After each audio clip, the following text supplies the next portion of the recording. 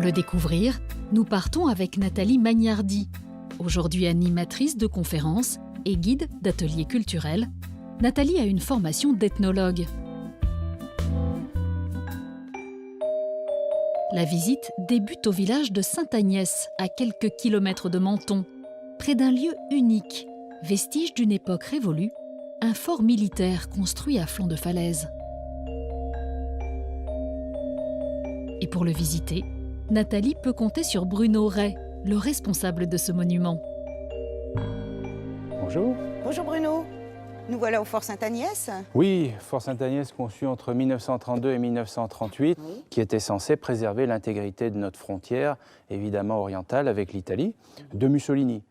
Cet ouvrage a été conçu à coup de dynamite. Il a fallu près de 4 ans pour le gros œuvre, 2 années pour les infrastructures. À l'intérieur, c'est une cité souterraine qui ressemble un peu à un sous-marin sous la roche, qui permettait en fait de vivre pratiquement pendant 3 mois sans sortir. Combien d'hommes il y a eu dans cette caserne? 400. 400. 400.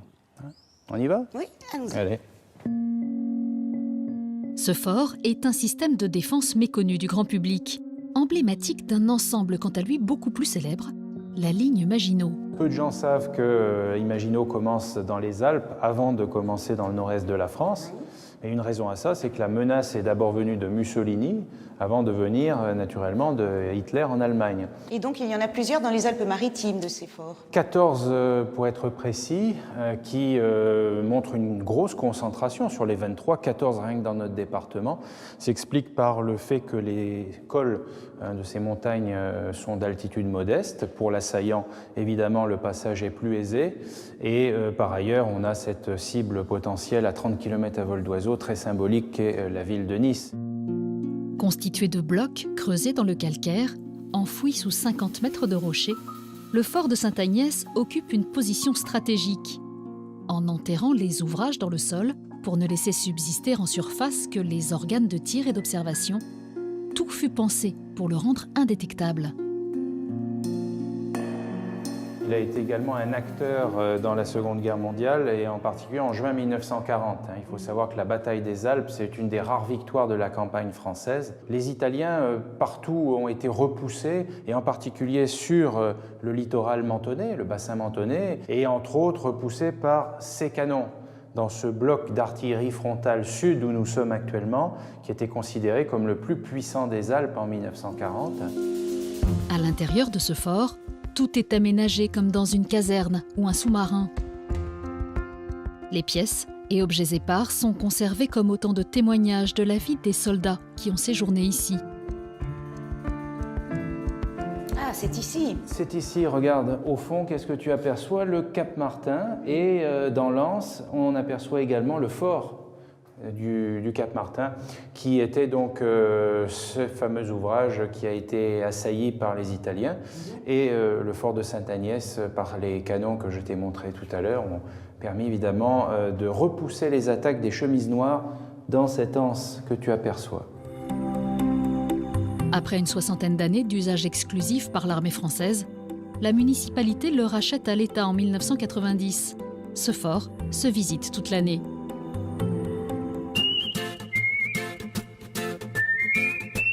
Nathalie poursuit sa route dans le Mercantour en remontant la vallée de la Roya. Et c'est dans la plantation d'oliviers d'Éric Reftec qu'elle nous a donné rendez-vous. Ancien producteur de cinéma, Éric a tout quitté il y a 10 ans pour venir s'installer dans la vallée de la Roya. Son domaine est un magnifique condensé des cultures et essences provençales. Éric a opté pour une agriculture biologique et biodynamique. Il produit bien sûr la traditionnelle huile d'olive, mais il est aussi un créateur d'huiles essentielles. Donc là, on va cueillir de la lavande. On va cueillir un peu de la lavande, on va faire une macération solaire de lavande, Oui. et on va distiller aussi une partie. Ouvre bien le sac, voilà, les ourlets, comme ça ne se prend pas dans les trucs. Alors quand est-ce qu'elle se cueille la lavande au niveau de la maturation? Bah, écoute, là on est plutôt pas mal parce que tu vois, elle est un peu fleurie, Oui. elle est un peu sèche sur le haut de l'ample floral. Oui, c'est vrai. Oui. Donc il y a pas mal d'huile essentielle, c'est très bien. En plus là on est en plein cagnard, plein Donc soleil. ça c'est bon pour les huiles essentielles de Voilà. cueillir en pleine Les chaleur. plantes avec des forts taux d'huile essentielle, oui c'est parfait. Ok, viens. Alors, je vais te montrer Allez, comment on va faire la on va macération. transformer ça. Éric considère son exploitation agricole comme un organisme vivant diversifié, le plus autonome possible. Et pour assurer le meilleur développement de ses oliviers et de ses plantes, il prend en compte l'influence magnétique de la Terre, de la Lune et du Soleil.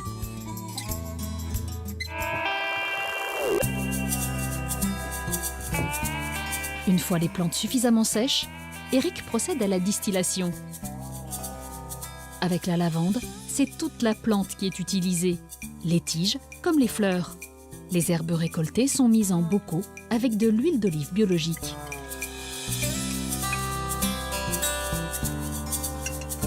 L'huile d'olive a des propriétés antioxydantes qui lui permettent d'être conservée pendant plusieurs années.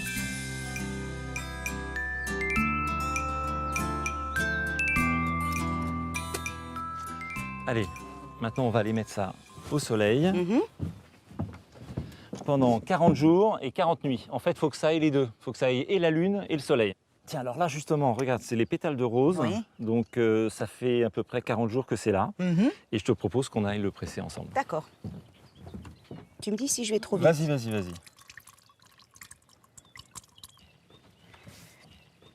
Ils sont beaux ces petits pétales là. Oui, ils sont magnifiques.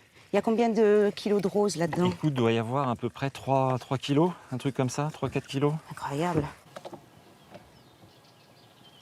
On va pouvoir justement faire des assemblages de macération selon ce qu'on recherche pour les produits.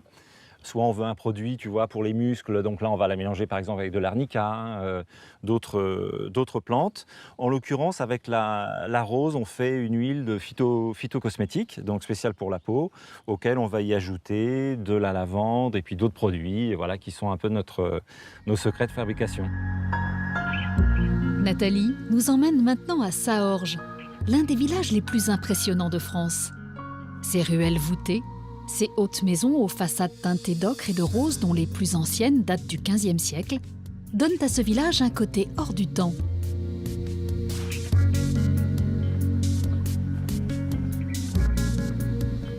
C'est avec Bernard Duval, un enfant du pays, que Nathalie commence la visite. Donc Saorge est un village perché. Un village perché, à flanc de montagne, entre deux éperons rocheux qui le protègent des invasions. Oui. Il paraît qu'au départ, le village était sur le piton d'en face, Oui. qui était exactement sur le sentier de la mer au Piémont et qui recevait par conséquent toutes les invasions. Et après la dernière invasion des Sarrasins, les villageois ont décidé de revenir ici, où il y avait déjà une partie de la population, et d'abandonner le village de là-haut. Et au XVIIe siècle, la population devenant vraiment importante, il a dépassé les remparts pour venir jusqu'au pied du monastère. Le clou de la visite se situe tout en haut du village, le monastère. Et c'est Estelle Arnoux qui nous fait visiter ce monument national.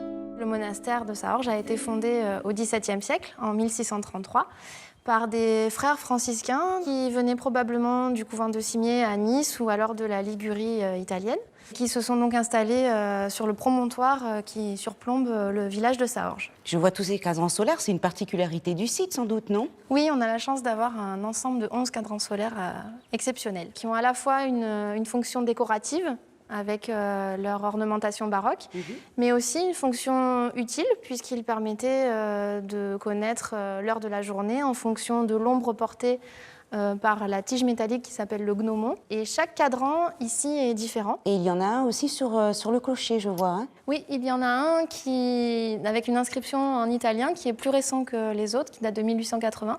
Et qui dit « A me il sole, a te lo studio ». À moi le soleil, à toi l'étude. Depuis 1988, les moines ont quitté définitivement le monastère, mais leurs compétences et leur savoir-faire agricole a perduré. Ce jardin est vraiment extraordinaire puisqu'il a conservé lui aussi sa surface d'origine et sa structure. Il y avait 5 terrasses architecturées avec des murs donc, construits en voûtin ou avec des pergolas qui permettaient d'optimiser la culture. Et il ouvre sur la nature, sur cette vallée de la Bendola qui est très préservée. Donc ici, on comprend vraiment bien l'attachement des franciscains pour ce lieu, pour son emplacement et pour la nature, puisque saint François lui-même vénérait en fait la nature. Il parlait de ses frères les oiseaux, de ses frères les arbres, de frères soleil. Mais ce jardin sert aussi à nourrir les artistes résidents.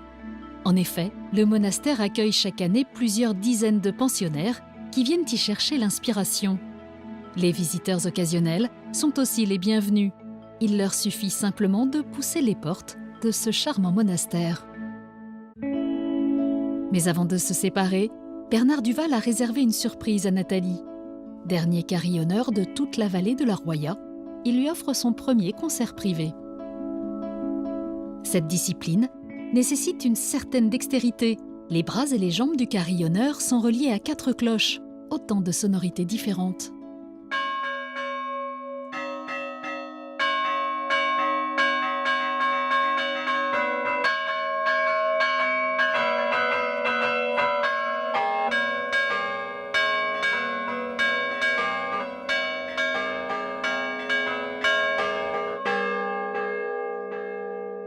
Oh, c'est très très beau, Bernard. C'est très émouvant. Merci beaucoup. J'avais jamais vu ça.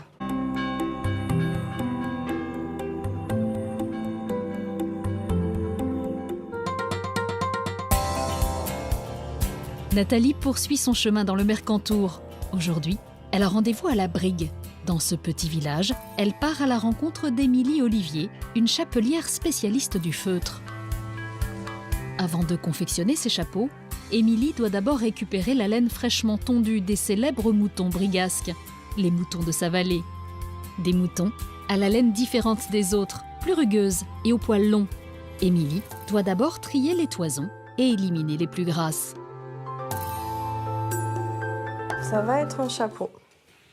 Donc tu mets les fibres dans le même sens? Oui, et je vais les croiser. Je vais faire des couches croisées pour plus de solidité. Tu vas faire combien de couches?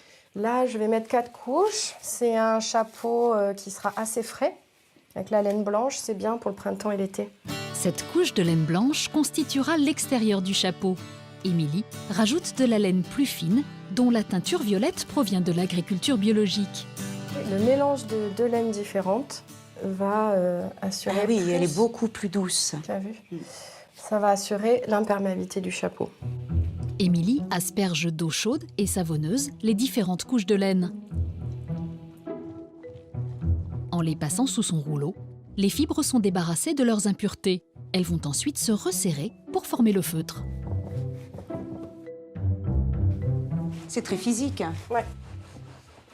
Il te faut combien de temps, Émilie, pour réaliser un chapeau à peu près? Il y a de nombreuses étapes parce que ce feutre, une fois qu'il va être prêt, je vais le rincer pour enlever tout le savon.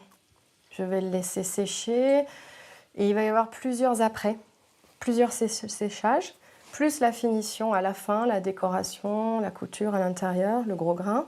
Donc je compte 1 semaine entre le début et la fin. Pour un chapeau? Oui. Tu vois, il a suffisamment rétréci. Je vais pouvoir le mettre en forme. Déjà, je vais le retourner. C'est un chapeau blanc avec des légères teintes colorées. Le résultat donne ce chapeau qu'Émilie agrémente de petits rubans avant que Nathalie ne l'essaie.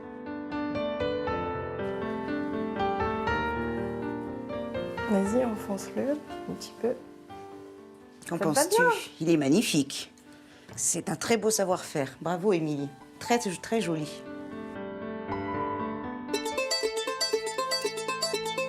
La dernière étape de notre séjour dans le Mercantour nous emmène au cœur du parc national du même nom. Un parc parmi les plus beaux de France. Lors de cette randonnée, Nathalie, accompagnée d'Alain Creton, un fin connaisseur des lieux, vont partir à la découverte de la flore et de la faune alpine pour atteindre un endroit magique et rare, la vallée des merveilles. Plus nos 2 randonneurs vont grimper vers les sommets, plus la végétation va se raréfier. Alain en profite alors pour un petit cours de botanique. Ils sont jolis, on voit que ça depuis tout à l'heure. Ça s'appelle, regarde, il s'appelle rhododendron ferrugineux. Si tu regardes le revers des feuilles, il est rouge, brun. Et si tu grattes un peu avec ton ongle, tu vois que ça s'en va. C'est un composé ferreux, c'est du fer oxydé en fait qui donne sa couleur rouge. Et ça donne aussi la toxicité au rhododendron. Oui. Parce que si les animaux pouvaient se permettre de venir le brouter tous les jours, il n'aurait pas le temps de grandir. Ici, on est en altitude, on est près de 2000 mètres d'altitude, l'été est très court. La période nécessaire aux plantes pour croître est également très courte. Et donc il faut utiliser tous les stratagèmes possibles pour être tranquille. Donc là, celui-ci, il a choisi la toxicité. Bon, on va s'en aller parce qu'il y a des nuages qui arrivent et on a de la route. En chemin, si vous êtes chanceux et patient, vous pourrez croiser aussi des animaux, comme des chamois ou des marmottes. Après plusieurs heures de marche, à plus de 2000 mètres d'altitude, Nathalie et Alain arrivent enfin au bout de leur balade et atteignent le clou de la vallée des merveilles, le lieu des gravures. Dans cet endroit unique au monde, plusieurs dizaines de milliers de gravures à même la roche, comme ce sorcier devenu le symbole de la vallée des merveilles.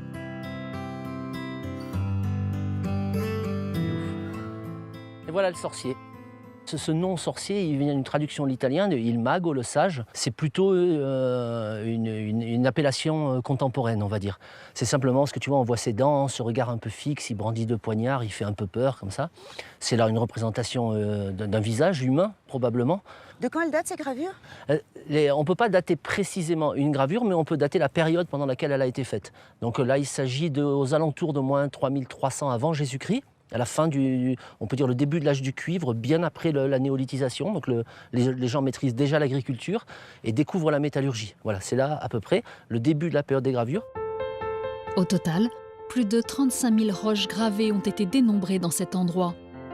La vallée des merveilles offre ainsi un beau témoignage des croyances et des cultes d'une civilisation encore empreinte de mystère. On va aller en voir d'autres, tu verras, il y en a plein qui illustrent ça plus loin, on va aller les regarder.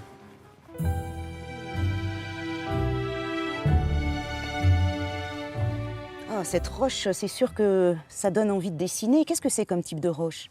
Il faut s'en garder, hein. C'est strictement interdit. C'est une pellite. Elle a la particularité de contenir des particules de fer qui s'oxydent en surface et qui font cet effet vitrifiant et coloré. Par transparence, on fait ressortir la couleur naturelle de la roche et ça donne envie de faire des dessins comme les gens en ont fait ici.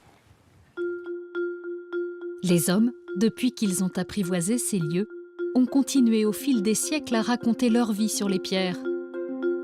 Nathalie, au cours de ses études d'ethnologie, s'est d'ailleurs intéressée de près aux périodes humaines plus proches de nous. Là, ce qui est intéressant, c'est que tu as vraiment une dynamique et une variété de signes qui montrent en fait des blasons, donc des périodes beaucoup plus de gens qui vont monter, qui vont dessiner leur couteau, leur fourchette, donc des lettrés un petit peu au XVIe siècle. Et puis des gravures de bergers, comme par exemple là des petits animaux, des cavaliers, et puis des mains de bergers. La prise de possession de la roche, j'aime beaucoup ce genre de gravure. C'est passionnant de voir qu'en fait, ces premières gravures ont attiré quand même l'envie de continuer de graver. Merci. On va partir par là, tu crois? Ouais.